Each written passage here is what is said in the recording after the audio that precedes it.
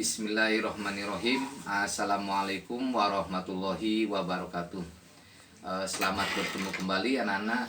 Pada program yang kedua kita akan membicarakan tentang perwujudan Pancasila dalam ideologi politik, sosial, budaya, dan pertahanan keamanan. Sisi Pancasila dalam perwujudan ideologi kita telah bahas di pertemuan yang pertama. Kita akan berlanjut pada sisi politiknya.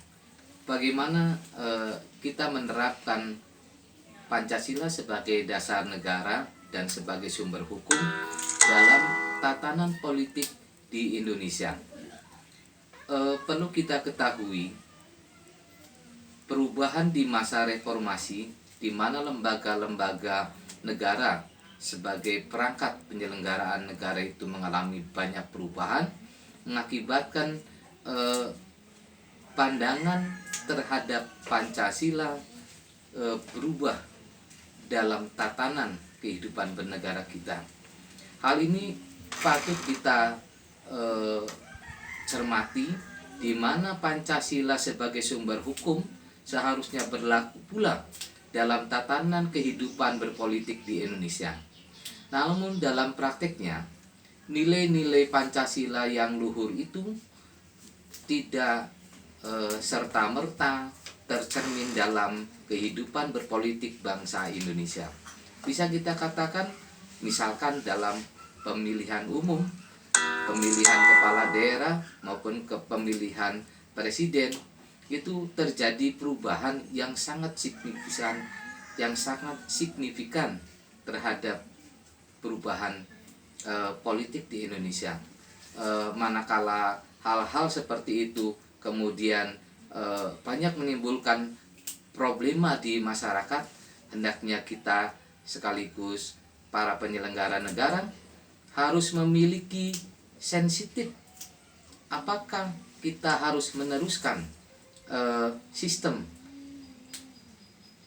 politik yang demikian, atau kita akan mengembalikan kepada sistem politik yang dikehendaki oleh nilai-nilai luhur Pancasila itu sendiri.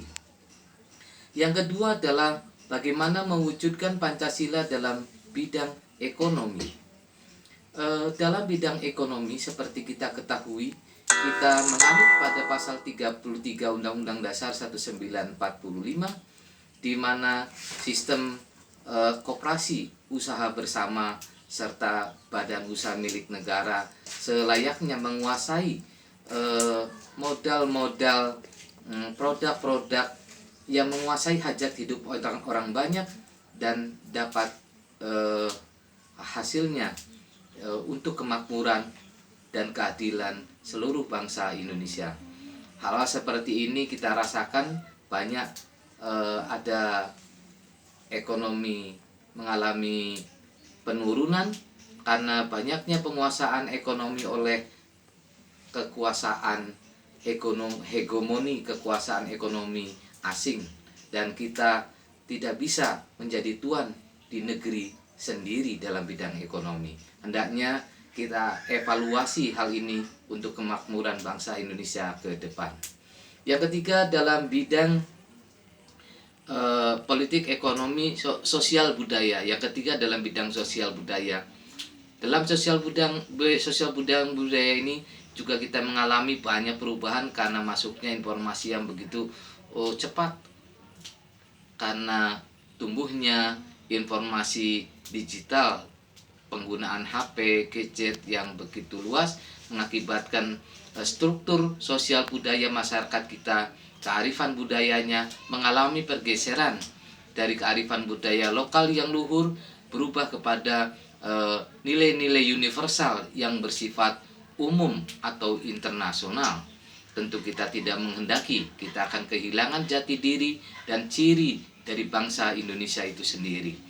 Yang keempat dalam bidang pertahanan dan keamanan, maka berdasarkan kaidah persatuan Indonesia, hendaknya kita dapat menjaga keutuhan bangsa Indonesia dari Sabang sampai Merauke dengan kekuatan militer dengan kekuatan bangsa Indonesia sendiri untuk mempertahankan keutuhan wilayah negara kesatuan Republik Indonesia. Demikian saja dulu anak-anak pertemuan kita kali ini. Nanti kalian bisa lihat pada buku paket dan buku LKS masih di bab yang pertama di kelas 9 di pertemuan yang kedua. Demikian Bapak akhiri billahi taufik wal hidayah. Wassalamualaikum warahmatullahi wabarakatuh.